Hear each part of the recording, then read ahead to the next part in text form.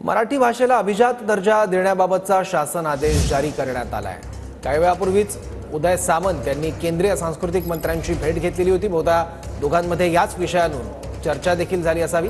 आणखी माहिती घेऊयात आपले प्रतिनिधी संदीप राजवळकर आता आपल्या सोबत आहे। संदीप, अगदी बरोबर आहे। मराठी भाषेला अभिजात दर्जा देण्याचा निर्णय केंद्र सरकारने घेतलेला होता। आपल्याला माहिती आहे स्वरूपात त्यानंतर शासन आदेश जो आहे तो जारी करण्यात आलेला नव्हता। त्यामुळे मंत्री उदय सामंत हे काल रात्री दिल्लीत आलेले होते आणि आज त्यांनी गजेंद्र सिंह शेखावत जे भारताचे केंद्रीय सांस्कृतिक मंत्री आहेत त्यांची भेट घेतलेली होती आणि दुपारी 12 पर्यंत हा आदेश निघेल असं शेखावत यांनी सामंत यांना आश्वासन दिलं होतं। त्यानुसार आता मराठी भाषेला अभिजात दर्जा देण्याबाबतचा शासन आदेश जो आहे तो आता जारी झालेला आहे। त्यामुळे आता कागदोपत्री मराठी भाषा ही अभिजात आता यापुढे ओळखली जाणार आहे। जरी निर्णय घेतला असला तरी त्या बाबतीत तांत्रिक काही बाबी होत्या त्या पूर्ण करण्यात आलेल्या नव्हत्या आणि त्या आता पूर्ण झालेल्या आहेत अखेर असं म्हणता येईल। त्यामुळे राज्य सरकारचं एक मोठं यश म्हणता येईल। राजधानी दिल्लीमध्ये पुढच्या महिन्यामध्ये मराठी साहित्य संमेलन होणार आहे आपल्याला माहिती आहे आणि त्यापूर्वी आता मराठी भाषेला अभिजात दर्जा देण्याचा हा जो निर्णय आहे त्यानंतर हा शासन आदेश आता जारी झालेला आहे। त्यामुळे मराठी जनांसाठी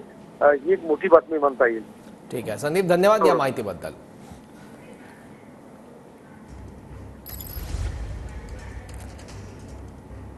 केंद्रीय सांस्कृतिक मंत्री शेखावत यांच्याकडून हा शासन आदेश जारी करण्यात आलाय।